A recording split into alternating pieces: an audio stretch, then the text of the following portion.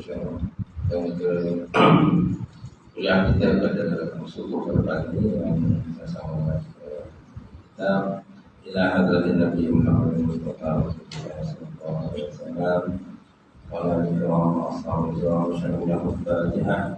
A'udzu billahi minasyaitonir rajim. Bismillahirrahmanirrahim. Alhamdulillahi rabbil alamin. Ar-Rahmanir Rahim. Maliki yaumiddin. Iyyaka na'budu wa iyyaka nasta'in. Ihdinas siratal mustaqim. Siratal ladzina an'amta 'alaihim ghairil maghdubi 'alaihim waladdallin. Amin. Assalamualaikum warahmatullahi wabarakatuh. Alhamdulillahilladzi nahmaduhu wa nasta'inuhu wa nasta'hinuhu wa na'udzu billahi min shururi anfusina wa min sayyiati a'malina. May yahdihillahu fala mudilla lahu wa may yudlil fala hadiya lahu. Asyhadu an la ilaha illallah wahdahu la syarika lahu wa asyhadu anna Muhammadan 'abduhu wa rasuluh. Allahumma shalli wa sallim 'ala sayyidina wa nabiyina wa habibina wa maulana Muhammad wa ala alihi wa sahbihi wa man tabi'a bi da'watihi wa sallam silatihi ila yaumil. Rabbi shrah li sadri wa yassir li amri wa hlul 'uqdatam min lisani yafqahu qawli. Subhanaka la ilma lana illa ma 'allamtana innaka antal alimul hakim. Wa la hawla wa la quwwata illa billahil 'aliyyil 'azim. Allah Subhanahu wa ta'ala fil Qur'anil Karim wa a'udzu billahi minasyaitonir rajim. Wasari'u ila maghfiratin min rabbikum wa jannatin arduhas samawati wal ardu uiddat lil muttaqin alladzina yunfiquna fis sarra'i wad dharra'i wal kadhimina al ghaidha wal 'afina 'anil nas wallahu yuhibbul muhsinin. Sallallahu alaihi wasallam. Maksudnya, segeralah kamu menuju kepada kepada Allah Subhanahu wa ta'ala, dan juga yang luasnya antara langit dengan bumi disediakan kepada orang-orang yang bertakwa kepada Allah. Orang-orang yang menginfakkan harta mereka sama ada ketika senang ataupun ketika susah, dan mereka itu menahan akan kemarahan serta memaafkan kesalahan manusia. Allah yuhibbul muhsinin. Allah SWT mencintai orang-orang yang berbuat kebajikan. Kalau Nabi SAW, salah satu man kunna fihi wajada halawatal iman ayatun Allah wa rasuluhu ahabba ilaihi mimma siwahuma wa yuhibbul mar'a la yuhibbuhu illa lillah wa ayyukraha ya'udha fil kubri kama yudhamu ilah. Maksudnya tiga perkara, barang siapa yang terdapat dalam dirinya tiga perkara, maka dia mendapat kemuliaan iman. Yang pertama, bahawa adalah Allah Ta'ala dan Rasulnya itu lebih dia kasihi, melebihi akan kasih selain daripada keduanya. Yang kedua, tiada yang mencintai seorang itu melainkan cintanya kepada Allah. Dan yang ketiga, bahawa dia benci kembali kepada kekufuran sebagaimana benci kemusyrikan dalam hati dia. Alhamdulillah. Mati silakan Al-Fatih Tuan Imam punya Tuan Bilang, kemudian pengurusi masjid datang kawasan masjid, Datuk Tuan Haji dan Tuan Hajah, Tuan Siap dan sidang jemaah muslimin muslimat, kemudian alhamdulillah kita banyak puji serta syukur kepada Allah Subhanahu wa ta'ala kerana dengan izin Allah kita sedang dipertemukan pada bulan ini ini dah bulan 2 dah. Jadi saya minta maaf bulan 1 itu tak dapat lagi kuliah kena batuk-batuk balik daripada umrah itu batuknya. Alhamdulillah Allah Ta'ala bagi kesihatan, dapatlah kita insya-Allah pada pagi ini untuk kita sambung kitab Syarah Hikam ni, ulasan hikam yang dikarang oleh Said Awal. Jumpa surat apa ya? Apa?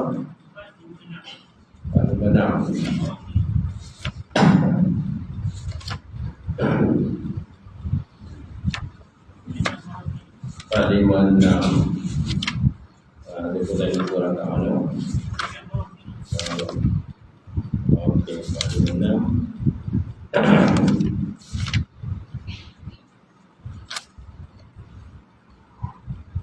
Baik, insya-Allah tidak pada 46. Mereka membicarakan, betul kan? Okay.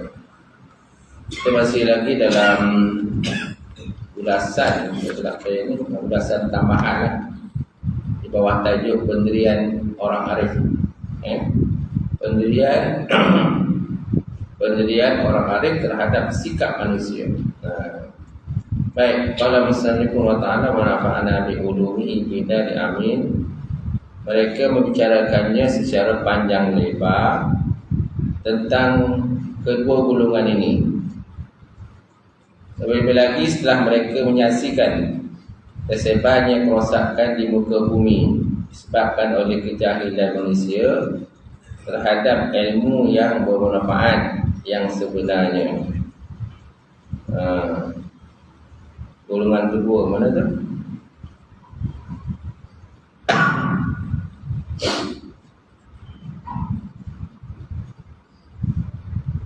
Baik, kita lihat pada atas. Ilmu yang melahirkan rasa takut kepada Allah ialah ilmu yang bermanfaat, kerana anda dapat mengambil manfaat daripadanya dalam urusan dunia dan juga urusan akhirat. Dan ilmu tersebut ialah ilmu yang sedang kita sebutkan di atas. Ilmu yang tidak menimbulkan rasa takut anda kepada Allah bukanlah ilmu yang bermanfaat. Betul? Kerana ia akan memudaratkan dunia dan akhirat anda. Inilah perbezaan antara ulama akhirat dan ulama dunia.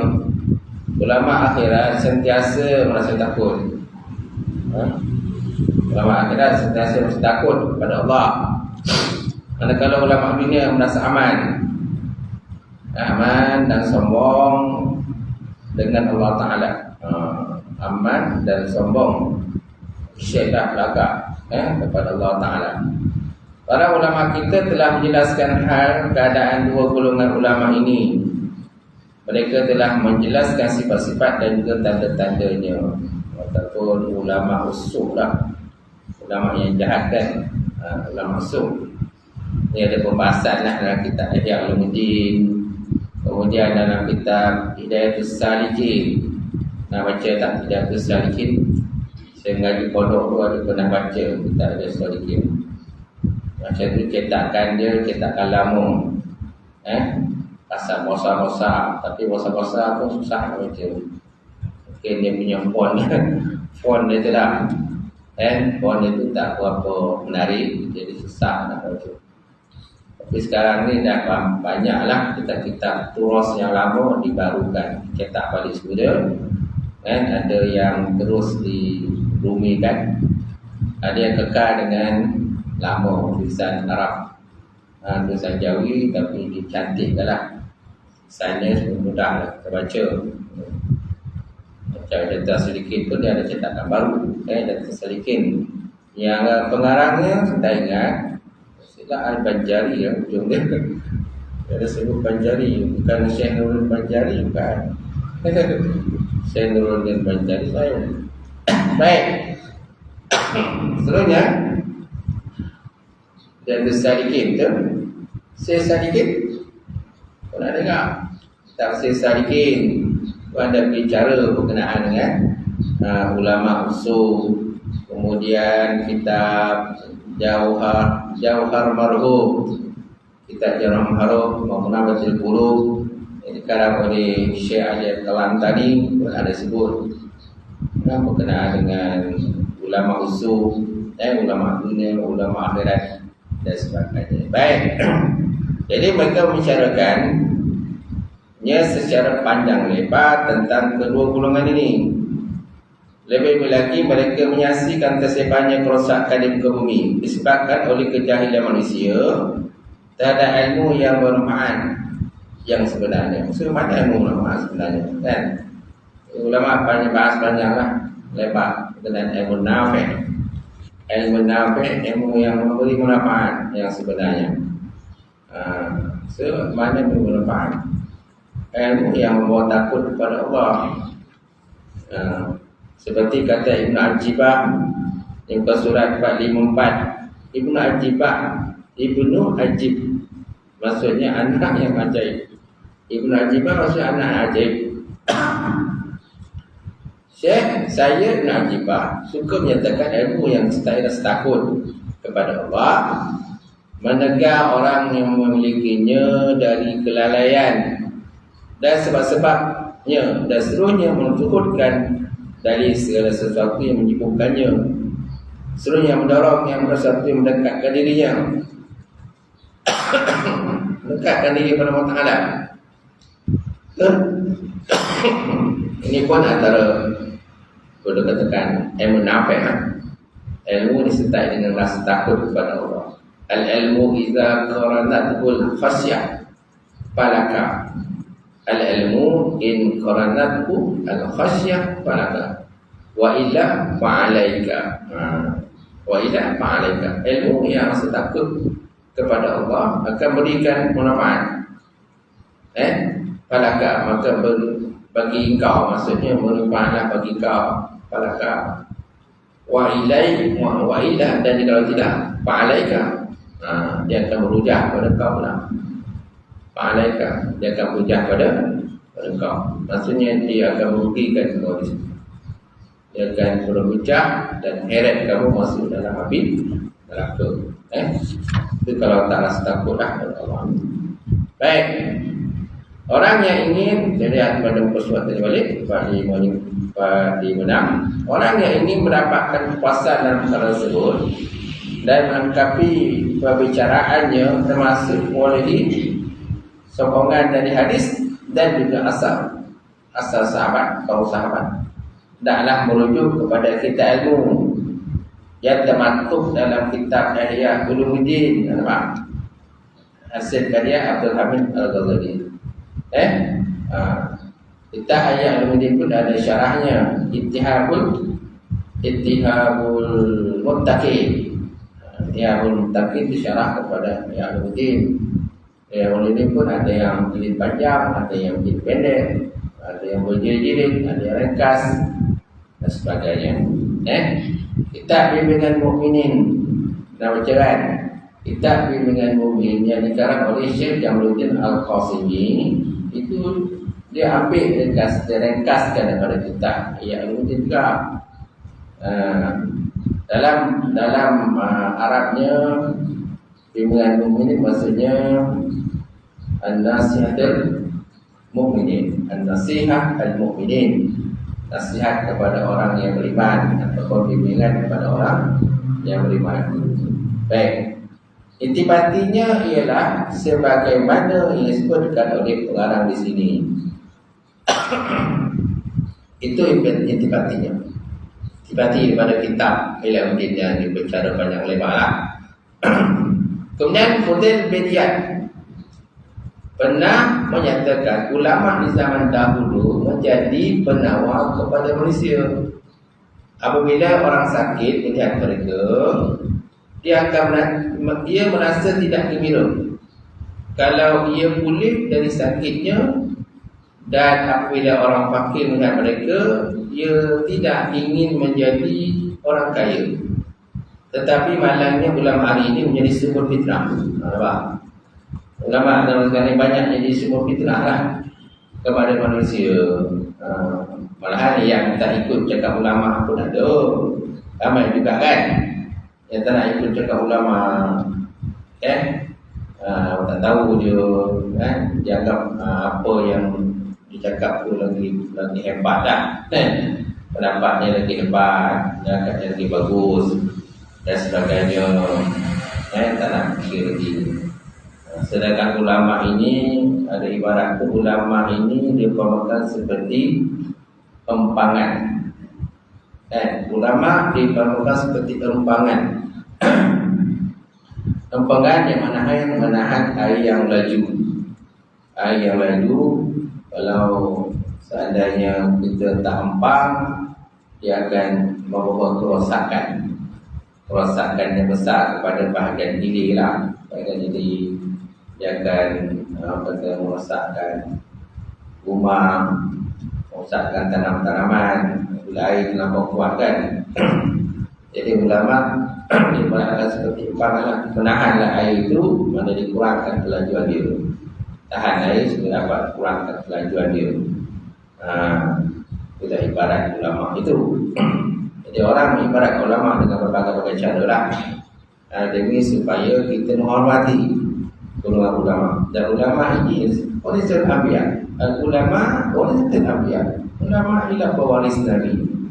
Kalau ada pewaris Nabi sendiri pun kamu tak tahu, apalagi kalau Nabi, tak? Apalagi kalau Rasulullah Sallallahu Alaihi Wasallam, gitu. Nabi pun kalau ada pada zaman ni, kalau Nabi ada depan mata kita, memang Nabi pun geleng kepala lah tengok kepada umat Rasulullah Sallallahu Alaihi Wasallam. Tapi itu biasalah pada zaman Nabi pun ramai juga yang menentang Rasulullah Sallallahu Alaihi Wasallam. Yang menentang itu pun bukan orang lain, dari keluarga Nabi juga, seperti Abu Jahal kan. Kemudian ada beberapa orang lagi lah yang menentang, yang mana ia terdiri daripada keluarga Rasulullah Sallallahu Alaihi Wasallam sendiri, mana jadi pak saudara lah dan sebagainya. Tapi itu biasalah. Pada setiap benda baik akan ada yang menentang. Kalau tidak akan tak seronok kalau hidup kan. Baik. Inilah kitab dan juga sunnah. Terdapat keterangan tentang kelebihan ilmu dan ulama yang tak dapat dihitung jumlahnya. Betul? Jadi dalam Quran dan sunnah Nabi SAW terdapat keterangan tentang kelebihan ilmu dan ulama yang tak dapat dihitung jumlahnya. Dan perkara tersebut tidak diharapkan diboleh kecuali daripada orang niat yang benar sahaja.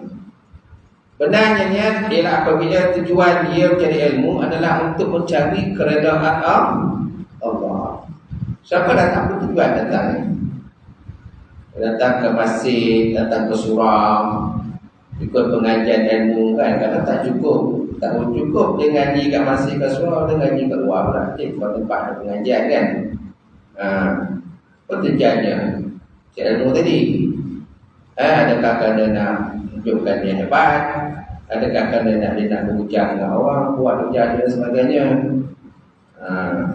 Dia mestilah niat dia mencari keredaan Allah Subhanahu Wa Taala. Menggunakannya kepada sesuatu yang mendatangkan kemanfaatan kepadanya. Dan menginginkan agar dirinya keluar daripada kegelapan kejahilan kepada cahaya ilmu. Inilah niat yang benar. Inilah niat yang benar yang mendatangkan hasil yang baik di akhirat dan menikmati buah dari melakukan ketaatan kepada Allah Ta'ala itu. Masya Allah. Baik, kemudian ujar Al-Hasan. Ujar Al-Hasan, semua tak dinyatakan siapa ini Al-Hasan. Seorang lelaki yang menuntut ilmu. Mungkin Al-Hasan mungkin cucu Nabi, cucu Rasulullah kan, Sayyidina Hasan, Sayyidina Husain. Yang kena bunuh tu siapa? Sayyidina Husain Karbala. Dia tu. Semalam ada sahabat saya, dia tunjukkan satu video kan, orang tu dia sembahyang atas batu. Ustaz, kenapa dia sembahyang atas batu? Kan dia ada batu kecil lah. Itu dengan agama Syiah juga. Syiah dia macam tu, dia batu nak sembahyang tu dia letak batu pun. Kat tempat sujud tu dah letak batu lah. batu kabalah tu lah. Batu kabalah. Letakkan, dianggap batu tu suci lah. Jadi kerana mengena dengan kisah Sayyidina Hussein yang mati dibunuh di Karbala. Itu. Cuma masalah agama Syiah ini kadang-kadang lebih ta'assub kepada Sayyidina Ali, Sayyidina Hussein, sedangkan para sahabat yang lain mereka ketepikan. Abu Bakar, Umar, Osman, mereka ini kita ketepikan. Itu agama Syiah. Masalah agama Syiah ini. Sedangkan sahabat-sahabat itulah antara orang-orang yang terbaik yang berdamping dengan Rasulullah sallallahu alaihi wasallam. Ada yang memerintah dalam tempoh yang lama, ada yang sikit, yang tak lama lah. Tapi jumlahnya dalam 30 tahun, jumlah totalnya 30 tahun. Zaman Khalifah 30 tahun. Lepas tu diganti dengan zaman Sayyidina Muawiyah, lepas tu Sayyidina Abbas, keturunannya. Okey? Kalau ikutkan daripada Sayyidina Ali, Sayyidina Abu Bakar, Umar, Osman, Ali sebenarnya tak cukup 30 tahun. Jadi ditambahkan lagi, tak silap saya 20 tahun je. Lepas tu ditambah lagi zaman pemerintahan Sayyidina Hussein. Sekejap, maka jumlahnya 30 tahun yang Khalifah itu. Itu disebut dalam kitab Jawharatul Tauhid, kitab Tuhfatul Murid. Kitab Tuhfatul Murid, syarah Jawharatul Tauhid, dia ada sebut berkenaan zaman 30 tahun itu.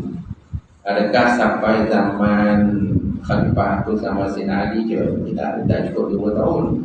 Jadi ulama memasukkan zaman pemerintahan Sayyidina Hussein, maka total jumlahnya 30 tahun. Kan? Itu sebab Nabi pernah sabda, khairul quruni, kan, sebaik-baik kurun aku. Kemudian yang mengiringinya, kurun yang selepas-lepasnya, kan? Itu kata Rasulullah sallallahu alaihi wasallam. Okay? Besoknya, jadi seorang lelaki yang berilmu tidakkan lama selepas itu melainkan kesan ilmu yang dituntutnya itu akan kelihatan kepada kekhusyukan pakaiannya, perlihatannya, lidahnya, solatnya, tunjuk ajarnya dan kezuhudannya. Jadi seorang lelaki berilmu tidak lama selepas itu melahirkan kesan ilmu yang dituntut. Nampak? Jadi misalnya kesan yang dituntut itu, adakah kesannya menyebabkan dia sombong, kan, rasa takabur, ego dan sebagainya, ataupun merasakan khusyuk, tawadhu, kan, perlihatannya dijaga, lidah dijaga, solat jaga, kan, kemudian kezuhudannya terselah. Adakah dia menjadi macam tu atau sebaliknya? Jadi kalau ilmu yang dia belajar itu bermanfaat, kemudian dia belajar tadi kerana Allah Ta'ala, insyaAllah dia akan menjadi orang yang begitulah, tawadhu, dan merendahkan diri dan sebagainya. Akan datang kita bicara dengan tawadhu lah, pasal seluruhnya, kan? Betul kan? Tawadhu adab paling besar ketika bersama dengan murid, surat 462 nanti akan kita bicara dengan tawadhu lah. Sifat-sifat tawadhu kepada orang-orang yang adil, wali Allah Ta'ala dan sebagainya. Baik, seterusnya, seorang lelaki yang menuntut ilmu, menuntut satu bab ilmu pengetahuan, lalu mengamalkannya adalah lebih baik kepadanya dari dunia dan segala isi kandungannya. Masya Allah.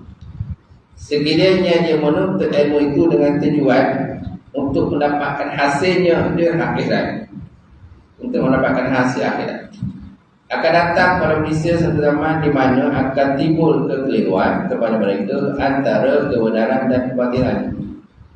So apabila berlaku perkara tersebut, tidak akan bermanfaat lagi pada masa itu kecuali doa. Seperti orang yang sedang tenggelam, seorang yang tenggelam dalam sungai atau orang yang tenggelam dalam laut. Kita lihatlah kalau orang tenggelam dalam laut macam mana pergantungan dirinya kepada Tuhan, kepada Allah Ta'ala, kan? Gitu. Okay? selagi mana kapal dia okey, okey lah, tak ada masalah. Dia berpesta tak kapan dengan bawa babu, minum arak, kan, juga dengan perempuan dan sebagainya. Tapi bila datangnya Liga Taubat, kan, maka kapal pun pecah. Bila kapal pecah, kapal yang tenggelam, cemas. Kecuali dia tinggal seorang aja, dia hanya bergantung pada sekeping papan. Waktu dia bergantung di papan tu, masa itulah dia mengharapkan sangat pertolongan daripada Allah Ta'ala supaya diselamatkan. Akhirnya diselamatkan. Dia terdampar di pantai, ataupun ada kapal lain datang selamatkan dia. Bila dah selamat, lupa balik, enjoy balik kan, enjoy balik, minum arak lagi, betul tak? Dia merayakan kemenangan tu dengan minum arak. Itu antara sifat manusia, sifat lalai, sifat lupa dan sebagainya. Maksudnya, ujar Sufyan As-Sauri, sesungguhnya ilmu itu dituntut kerana melambangkan rasa takut kepada Allah. Ilmu dilebihkan kedudukannya dari yang lain kerana ia melahirkan rasa takut seseorang kepada Allah Subhanahu wa Ta'ala. Okey? Jadi ilmu itu mesti melahirkan takut kepada Allah, melahirkan dia lebih adabnya bertambah. Ini adab tak bertambah hari-hari dengan kuliah tapi adab tak bertambah. Saya kadang-kadang bila ngaji tu, bila ngajar tu, kadang-kadang masing-masing tu ada jemaah kadang orang cakap, dia tak ada adab lah. Kau hari-hari dengan kuliah tapi kau cakap, kan? Bukan orang muda, orang tua, orang partai ni, gitu. Kadang bila cakap, kita beritahu dengan apa tu, dengan pengurusi masjid, bila saya ngajar tu, saya cakap ada yang cakap, memang Ustaz memang ada yang cakap doki. Ustaz cakap, dah berapa kali doku dah, doki, becek-cekku Ustaz. Saya bukan orang sini lah, ada enggak macam tu. Bukan orang semua becek-cekku tu cakap, tak ada. Time kuliah tak ada, tapi ada lah macam tu. Time ustaz lain mengajar aku kena cakap, bukan ustaz je, orang lain mengajar pun cakap, tak ada. Hari ini dengan kuliah aku cakap, bila beritahu kan, bila tahu dia tak datang, kamu tak datang ustaz, apa tu datang balik. Datang balik, tapi datang balik cakap lagi. Kalau kau tak nak ada kuliah, pergilah dulu keluar. Dulu keluar tak beranda kan. Kau nak bercakap, banyak cakap balik. Itulah sikap manusia kan. Habit lah, jadi tabiat dia cakap. Orang dekat dengan dia pula, jangan layan dia cakap. Ni bila ada orang dekat dengan dia, layan dia cakap, dia tambah lah kita. Cuba tinggalkan dia, biar dia cakap seseorang. Bila cakap seorang, dia dah terkutuk. Dia cakap apa? Seorang. Semua orang lain semua menjauhkan daripada dia kan. Dia jauh daripada dia. Dia jangan ada kawan cakap. Dia ada kawan cakap, dia lagi banyak idea dalam cakap. Itulah. Ada sebuah tempat macam tu, ada yang okey, sini nampak okey. Nah kan, kusyuk jalan tidur sudahlah. Kadang siang-siang pun tidur pun tak boleh kak. Maksudnya terlampau kusyuk, terlampau kusyuk, dia tertidur tu. Maksudnya sesungguhnya dikatakan Sufyan As-Sauri tadi, Sufyan As-Sauri, sehingga ilmu itu dituntut kerana melahirkan rasa takut pada Allah. Ilmu dilebihkan kedudukannya dari yang lain kerana ia melahirkan rasa takut seseorang kepada Allah.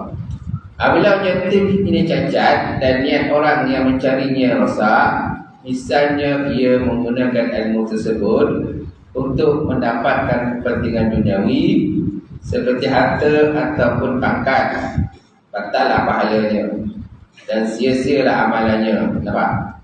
Batal pahala, sia-sia amalan, So yang mengalami kerugian besar. Inilah yang disyaratkan oleh firman Allah Subhanahu wa taala dalam Quran, man kana yuridu hasanal akhirah nazid lahu fi harsihi wa man kana yuridu hasanad dunya nu'tihi minha wa ma lahu fil akhirati min nasib.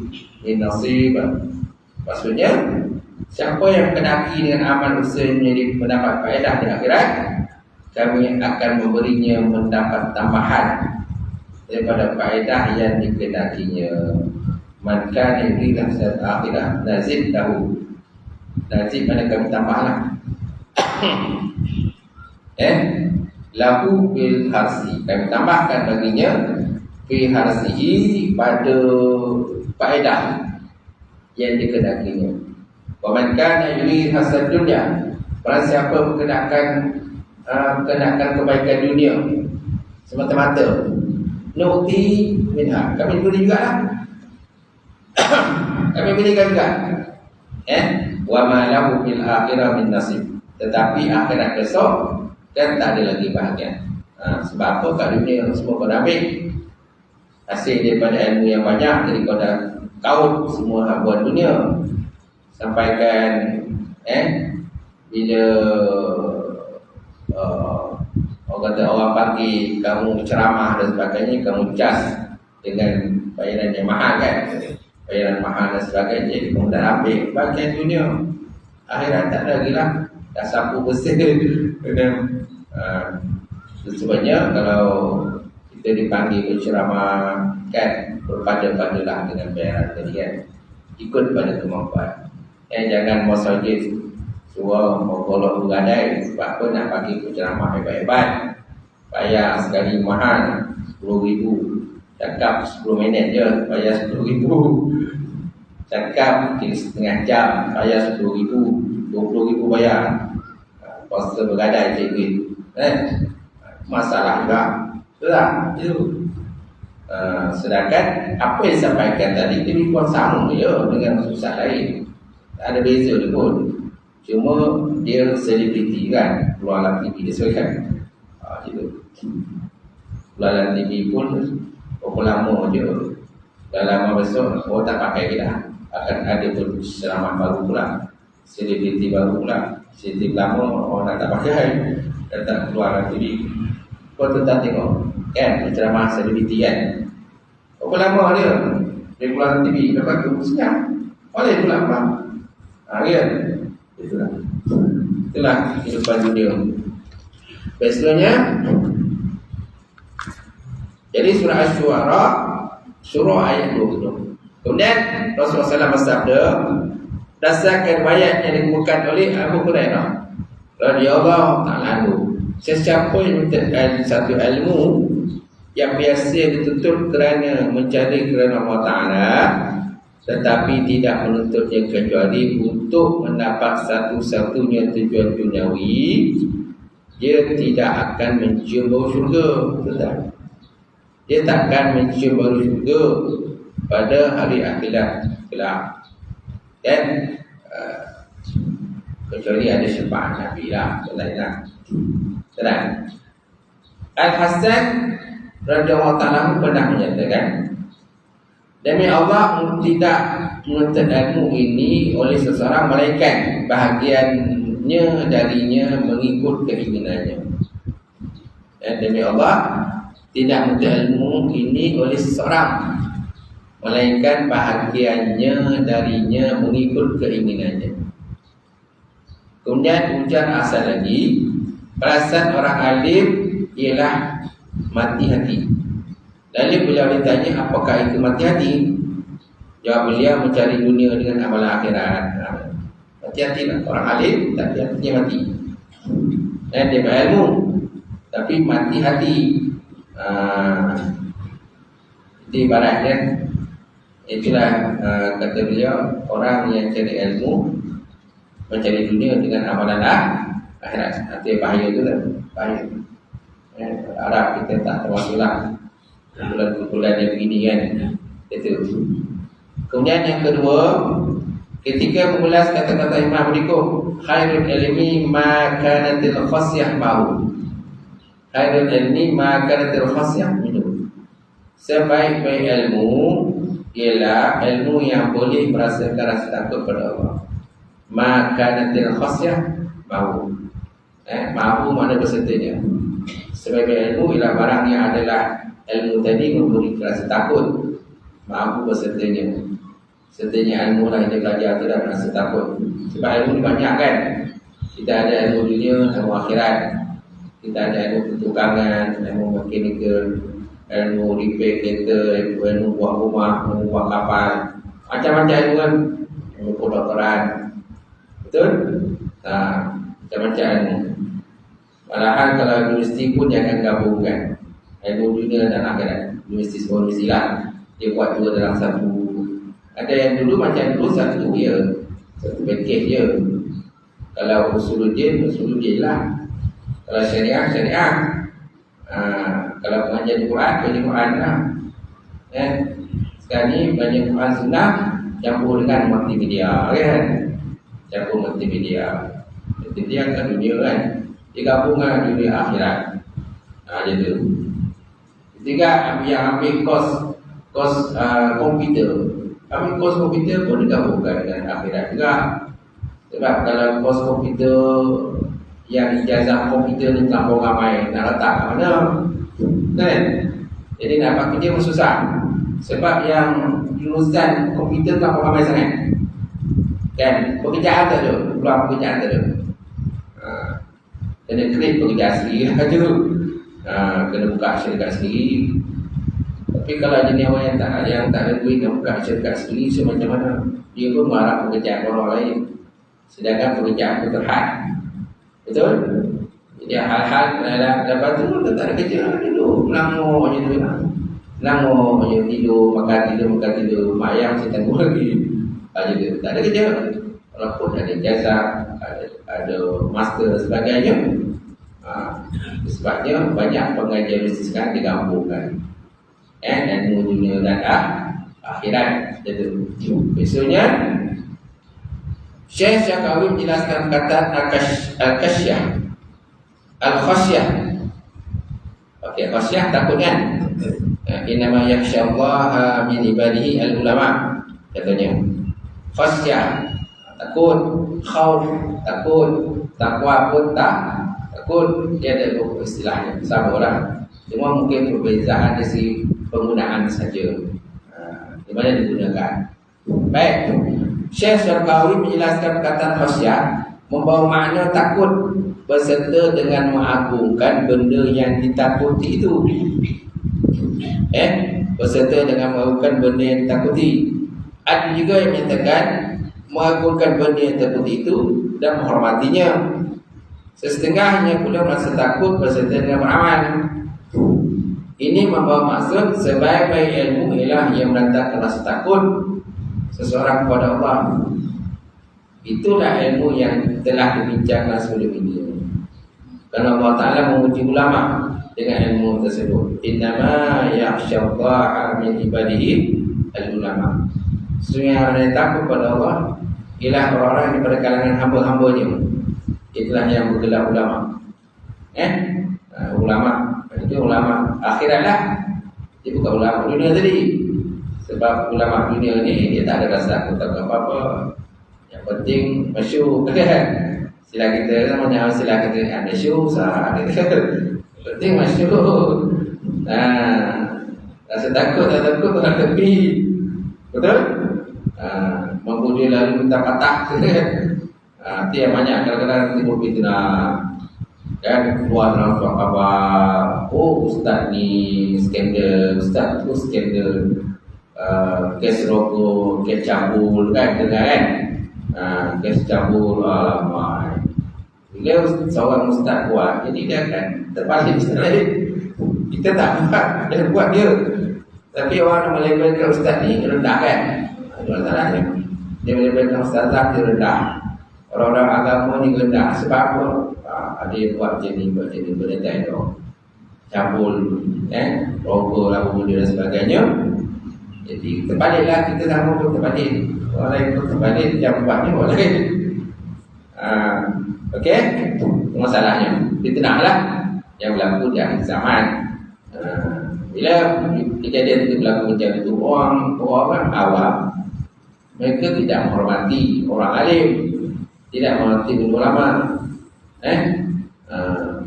Malah ada juga kadang-kadang pemimpin berkenaan ada juga masuk orang awam memusuhi ulama, masuk orang awam membenci ulama. Jadi orang tak tahu apa ikut je lah. Masalah besar yang berlaku pada akhir zaman. Jadi baik, saya rasa sampai situlah boleh. Sampai itu innama yakhsyallaha min ibadil ulama. Kalau sikit lagi nanti kita akan masuk tajuk baru. Kita betulkan apa dah ni. Allah alam. Ada tanda kitab ni kita start mula dulu bila? Baru bila? Kita start mengaji. So, tak tanda. Tak tanda.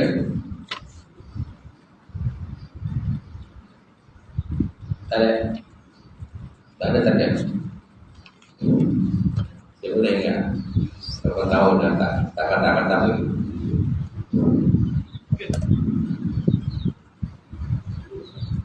Ha?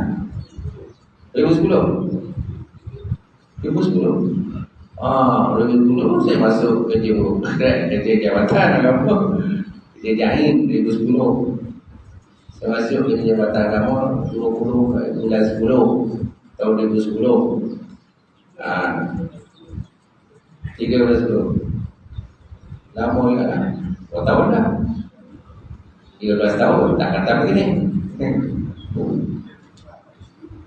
Kena sebaik tak tobat ni. Kalau tak lagi tobat, biasa tahu bila habis. Itu lagi lama lah kan. Sebaik satu jilid je. Ada yang kadang berjilid-jilid. Itu yang tak kata-kata. Kita kata jilid pertama, lepas tu jilid kedua. Itu. Ada surau yang sengaja Taman Desa Tumai Rempah, kitab hadis Riyadhus Shalihin pun dah tahun tak habis lagi. Jadi 2 pun tak habis lagi. Di situ ni satu dah habis, 2 tak habis lagi. Yang kitab Riyadhus Shalihin yang Jakib kan, dia ada 6 jilid. Dia ada 6 jilid. Yang baru 6 jilid Riyadhus Shalihin tu terjemahan dia yang Jakib buat. Kalau yang lama Riyadhus Shalihin tu dia ada 8 jilid. Yang lama punya 8. Itu pun tak ambil lagi. Sekali belajar, bacalah 2-3 hadis ayat dia. Sebab kalau tak uraikan orang tak faham. Betul? Kalau setakat baca, semua boleh baca. Macam tabligh kan, tabligh dia baca je tu lah. Baca, kadang Arab dia tak baca, dia terjemahan je. Dia baca terjemahan je. Arab dia tak baca. Tak apalah. Yang penting orang faham. Jangan baca orang tak faham. Baca tu orang tak faham. Bila kita baca, kita nak uraikan, ulaskan. Orang boleh faham kan itu. Okay? Wallahu a'lam bishawab. Auzubillahi minasyaitonir rajim. Bismillahirrahmanirrahim. Alhamdulillahirabbil alamin wassalatu wassalamu ala syafi'il mursalin wa ala alihi washabbihi ajmain. Allahumma zidna ilman nafi'an wa yaqina as-sadiqa wa 'ala rizqan halalan mubarakatan katsiran wasi'an fadai alim lana qulubana bi nur ba'da tawakkala wa 'alifin. Allahumma qina bidin, Allahumma qina bidin, Allahumma ja'al hadza jam'an marhuma wa tafarraqana min ba'dihi tafarraqan ma'suma. Allahumma barik lana fi Rajab wa Sya'ban wa barik lana Ramadan ya arhamar rahimin. Rabbana atina fid dunya hasanah wa fil akhirati hasanah wa qina adzabannar. Subhana rabbika rabbil izzati amma yasifun wa salamun alal mursalin walhamdulillahi rabbil alamin. Qaballahu minkum.